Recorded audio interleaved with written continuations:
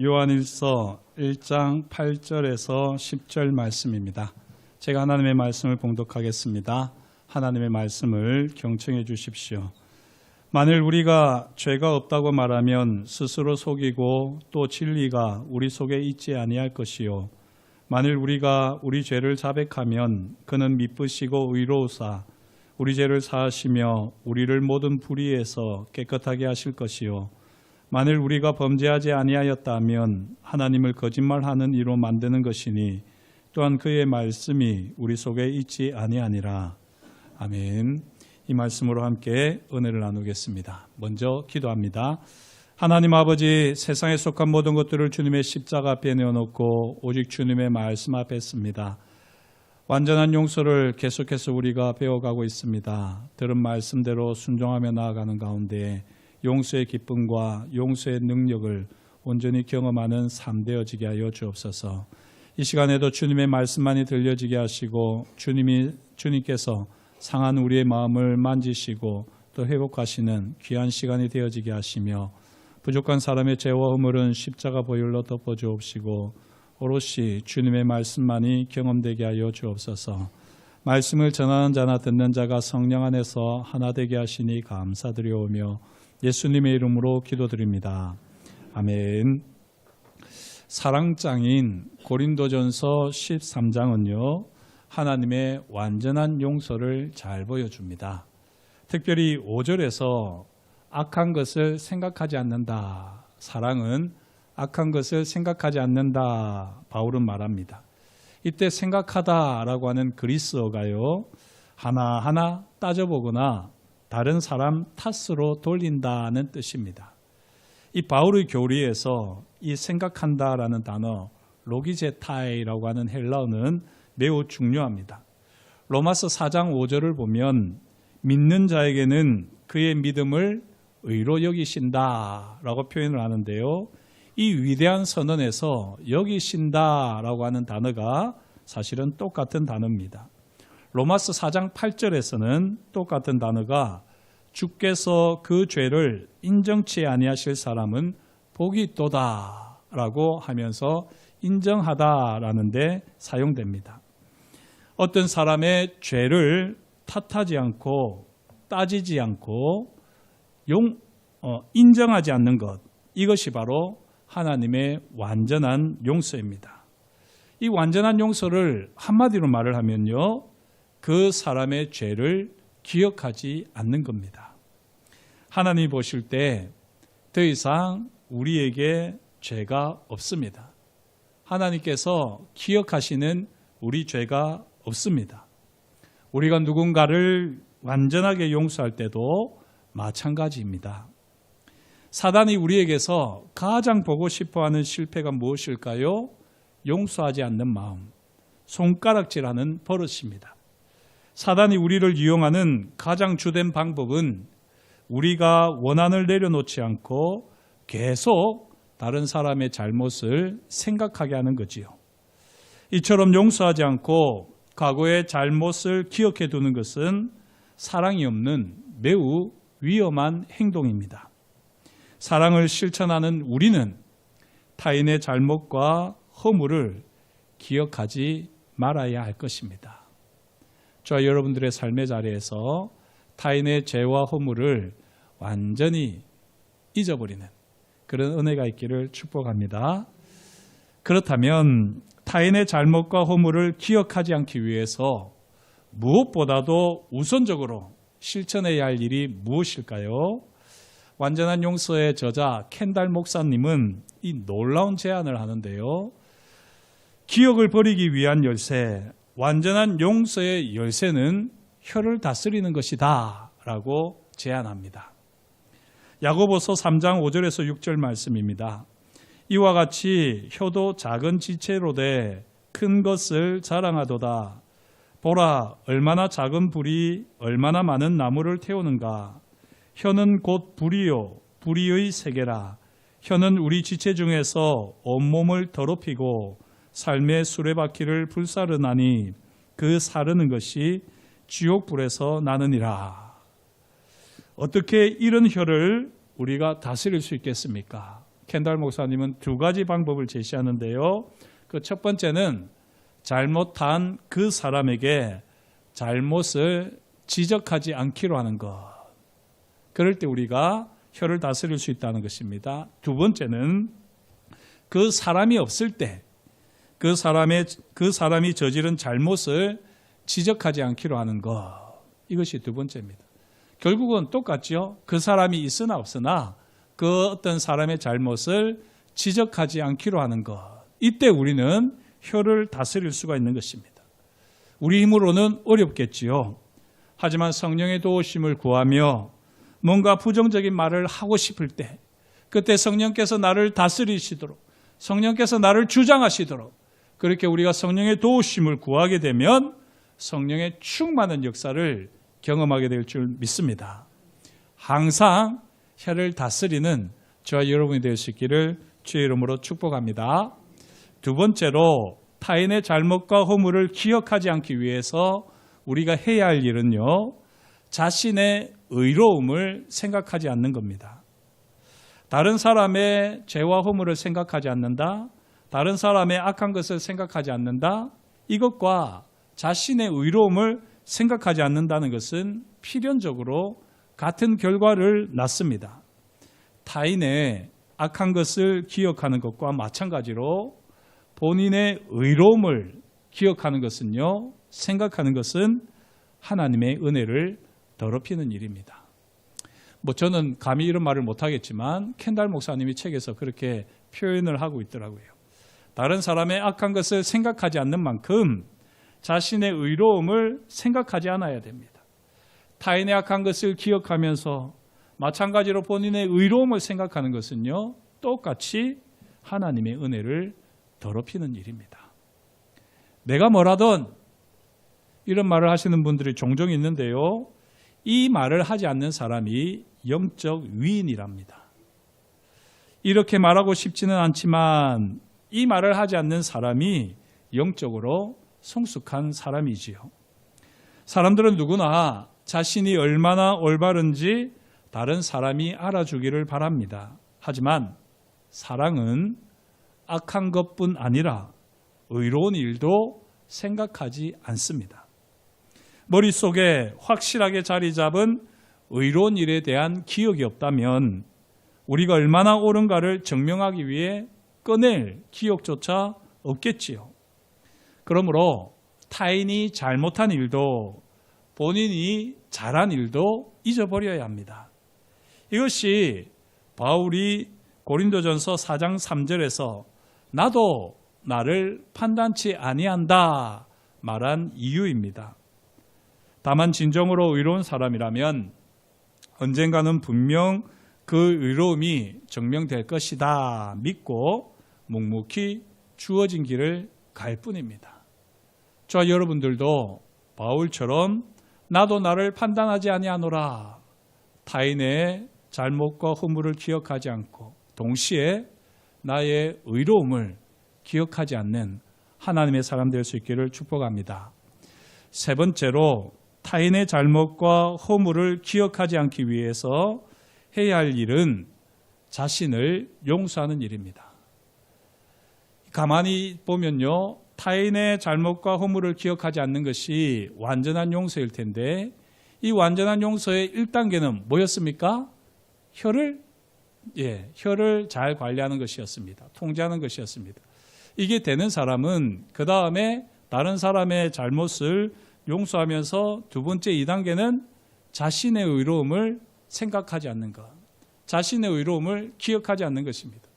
여기까지 이르면서 용서를 실천하는 사람은 이제 자신을 용서하는 단계까지 이르게 되는 겁니다. 자신을 용서한다는 것은요, 자신의 잘못을 기억하지 않는단 말이지요. 다른 사람을 완전하게 용서할 때 어려운 점은 지난 과거를 기억하지 않는 것입니다. 다른 사람을 완전하게 용서하려고 하는데 계속해서 그 사람을 볼 때마다 지난 과거가 기억이 난다. 그러면 용서하기가 어렵지요. 자신을 완전하게 용서할 때도요. 자신의 마음에 새겨진 지난 과거를 잊는 것이 어렵습니다.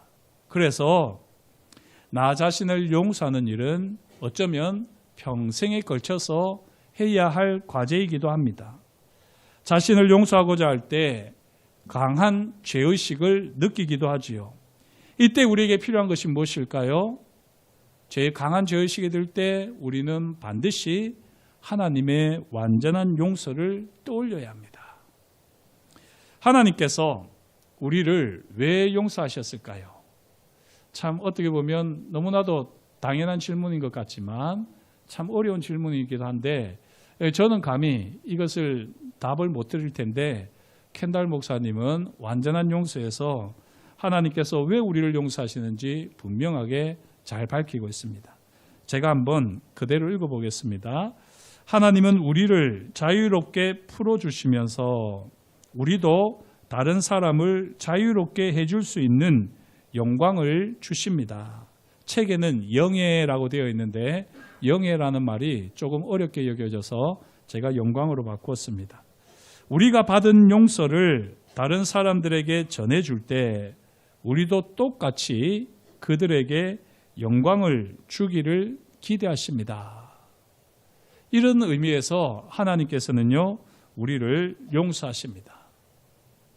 이게 잘 기억에 남으시면 좋겠습니다. 하나님께서 우리를 용서해 주셨을 때 그 용서의 기쁨을 가지고 우리가 다른 사람을 용서할 수 있는 영광을 하나님께서 우리에게 주셨습니다. 그래서요, 우리가 또 다른 사람을 용서할 때는 그 사람이 용서함을 받을 뿐만 아니라 또 다른 사람을 용서할 수 있는 영광도 우리가 그 사람에게 주어야지 된다는 겁니다. 예수님이 부활하신 후 제자들이 모인 방에 예수님께서 직접 찾아오셨습니다. 왜 오셨을까요? 그들이 완전히 용서받았다는 것을 알기를 원하셔서 예수님은 오셨습니다. 동시에요, 예수님께서는 자신들이 스스로를 용서하길 원하셨기 때문에 주님이 친히 제자들을 찾아오셨습니다. 예수님께서는 제자들에게 오셔서 그들이 과거에 한 일을 상기시키지 않으시고요, 예수님은 아무 일도 없으셨다는 듯이 이렇게 말씀하십니다. 아버지께서 나를 보내신 것 같이 나도 너희를 보내노라. 베드로가 오순절에 3,000명을 한꺼번에 회개시키는 놀라운 일이 있었는데요, 그 사도행전에 보면 베드로가 정말 탁월한 설교를 했습니다. 이렇게 베드로가 탁월한 설교를 통해서 3,000명을 회개시킬 수 있었던 이유는 자신이 용서받았다는 사실을 알고 있었기 때문입니다. 나아가 자신의 설교를 듣는 사람들이 자신처럼 용서를 경험하기를 소망하는 그 간절함으로 하나님의 용서를 외쳤기 때문에 수많은 사람들이 성령의 감동을 따라 회개하는 놀라운 역사가 있었습니다. 우리가 자신을 용서하지 않은 결정적인 증거는 하나님께 죄를 고백했으면서도 여전히 죄의식을 가지고 자신에게 책임을 묻고 편치 않은 수고를 하며 사는 모습입니다.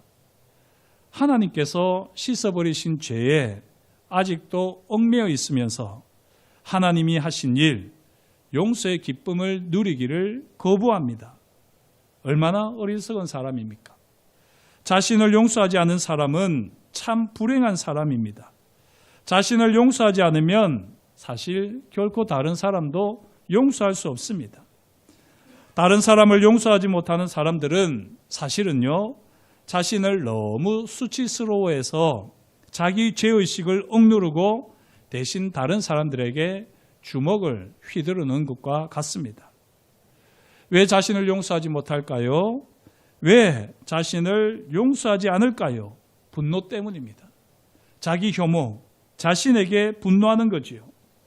예수님께서는 우리 자신이 스스로에게 분노하지 않기를 원하십니다. 예수님은 우리가 체면을 지킬 수 있게 해주십니다.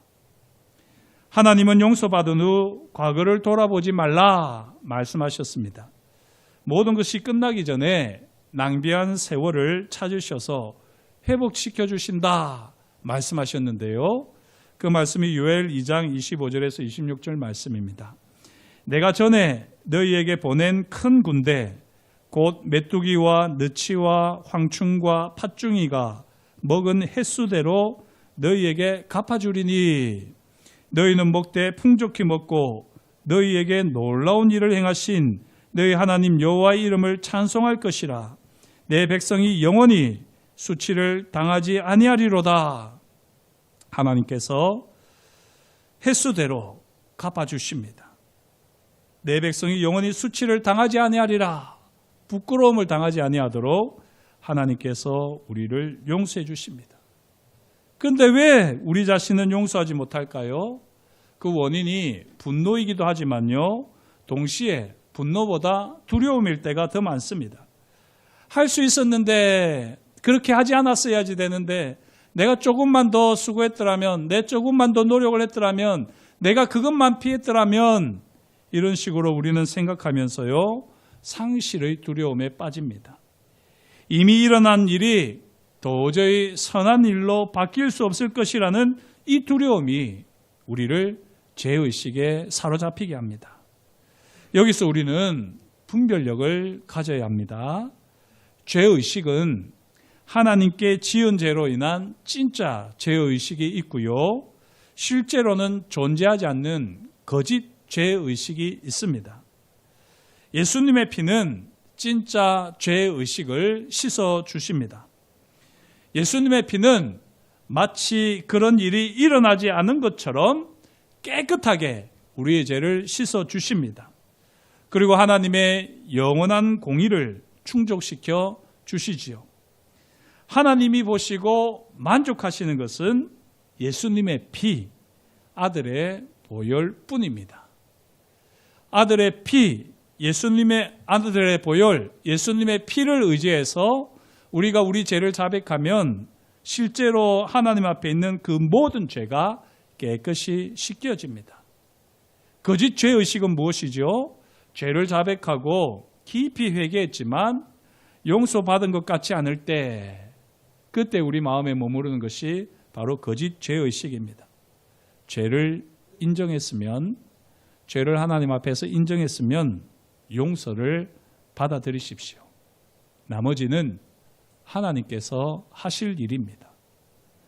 자신을 용서하지 않는 마음을 하나님께서 싫어하시는데요, 그 이유는 예수 그리스도와 경쟁하기 때문입니다.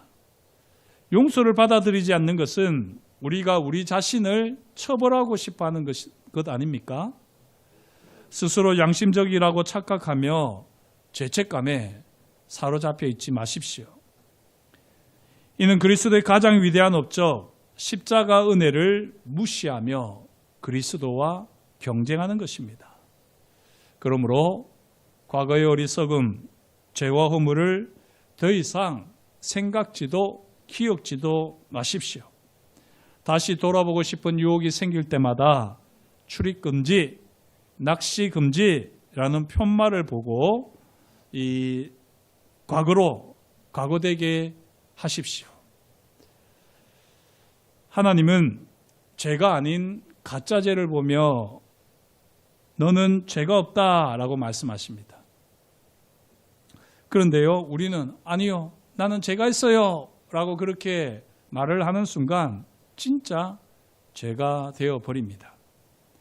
우리 자신을 용서하지 않는 것은 잘못된 것이고요, 하나님을 높이지 않는 일입니다.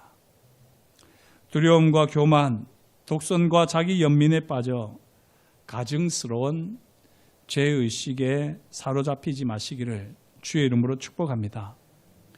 시편 103편 14절, 이는 그가 우리의 체질을 아시며 우리가 단지 먼지뿐임을 기억하심이로다. 우리의 체질을 아시는 하나님, 우리가 어떻게 만들어졌는지 아시는 하나님께서는 우리가 흙이라는 사실을 기억하시면서요, 다만 은혜를 베푸십니다. 우리가 하나님께 가까이 다가갈수록 죄로 인한 두려움은 줄어들고요, 자신은 용서를 받고, 하나님에게서 멀어질수록 죄에 대한 두려움은 커지고 자신을 용서하지 못하게 됩니다. 사랑하는 성도 여러분, 날마다 하나님께로 가까이 가시면서 하나님의 용서로 우리 스스로를 용서하는 은혜가 넘치시기를 축복합니다. 하나님이 우리를 다루시는 방식은 이렇습니다. 우리 죄를 우리에게 보여주십니다. 우리가 그 죄를 인정하고 정당화하지 않고 그대로 자백하도록 하시기 위해서 우리에게 우리가 잘못한 죄를 보여주십니다. 그런데 여기서 기억하셔야 될 것이 하나님께서는 그 죄를 통해서 과거가 과거되게 하신다는 겁니다. 우리에게 보여주시는 그 죄에 대해서 우리가 인정하고 그 죄를 자백하면 그걸로 끝입니다. 과거가 되어버립니다. 그 후에 우리를 참소하는 것은요, 하나님이 아니라 바로 마귀이지요. 자신을 용서하지 못하는 그리스도인을 보며 사단은 미소 짓습니다. 자백한 죄에 대한 모든 비난은 마귀에게서 오는 것입니다. 요한일서 1장 9절 말씀대로 지나간 실패에 대해서 하나님 앞에 다 인정하고 자백하고 하나님의 은혜를 구했는데도 불구하고 지나간 실패를 비난하는 소리가 들리는 것 같다면요, 그냥 지워버리십시오. 그냥 무시하십시오. 그것은 하나님의 소리가 아니라 마귀의 소리입니다. 그 목소리는 우리에게 두려움을 주기 위해 우는 사자로 역사하고 우리를 속이려고 광명의 천사로 가장하는 원수 마귀에게서 오는 소리입니다. 과거로 과거되게 하라. 이것이 바로 하나님의 음성입니다. 우리가 과거로 과거되게 할 때 하나님이 우리를 용서하신 것처럼 우리의 과거를 깨끗이 그리스도의 피로 덮으시고 우리의 과거를 깨끗이 씻으신 것처럼 우리의 모든 잘못을 알면서도 우리 자신을 있는 그대로 용납할 수 있게 됩니다. 우리가 과거로 과거되게 할 때 앞으로 또 잘못을 저지를 수 있다는 것을 알면서도 우리 자신을 있는 그대로 용납할 수 있습니다. 기억합시다. 하나님은 우리를 사랑하시며 우리의 겉과 속을 이미 아십니다. 이것이 하나님이 우리를 여전히 사랑하시며 사용하실 수 있는 이유이지요. 과거로 과거되게 하라. 오늘 주님께서 우리에게 주시는 용서의 말씀입니다. 모세는 과거에 살인자였습니다. 그런 그가 40년 후에는요, 10계명 8번째 계명을 선포했는데 살인하지 말라 선포했습니다. 다윗에겐 부끄러운 과거가 있었고요, 수치를 당한 후에는 또 다른 미래도 있었습니다. 다윗은 부끄러운 과거 속에서 수치를 당하면서 그러하면 내가 범죄자에게 주의 도를 가르치리니 죄인들이 주께 돌아오리다 노래했습니다. 요나는 일부러 하나님에게서 도망갔지만 여전히 놀라운 부흥에 사용되었습니다. 베드로는 예수님을 부인한 일로 수치스러워했지만 그것이 하나님의 계획을 없애지는 못했습니다. 이들은 모두 과거의 자신을 용서해야 했고요, 그렇게 과거의 자신을 용서했을 때 그들은 놀랍게 하나님의 손에 붙들려 쓰임받았습니다. 우리는 어떻습니까? 우리 인생도 마찬가지가 아닐까요? 지금까지 다른 사람을 용서했으니 이제 우리 자신을 용서할 때입니다. 자신의 죄를 용서하는 것이 오래 걸릴지라도 반드시 그렇게 해야 합니다. 다른 사람을 용서한 후에는 자신도 용서해야 합니다. 우리 자신을 용서한 만큼 실제로 우리는 다른 사람을 진심으로 용서할 수 있기 때문입니다. 그리고 우리 자신을 용서하는 것, 이것이 하나님께서 우리에게 원하시는 일입니다. 너무나도 오랫동안 미루어온 일은 아닙니까? 과거를 과거되게 하라. 십자가 밑에서 더 이상 부끄러운 과거는 없습니다. 두 친구가 뜨거운 사막을 걷고 있었습니다. 그러다가 갑자기 말다툼이 벌어지게 되고요, 한 친구가 다른 친구의 뺨을 때렸습니다. 그때 뺨을 맞은 친구가 조용히 사막에 무릎을 꿇고는요, 그 모래 위에 글을 쓰기 시작했습니다. 오늘 가장 친한 친구가 내 얼굴을 때렸다. 그리고 나서는 다시 자리에서 일어나서 같이 사막을 걸었습니다.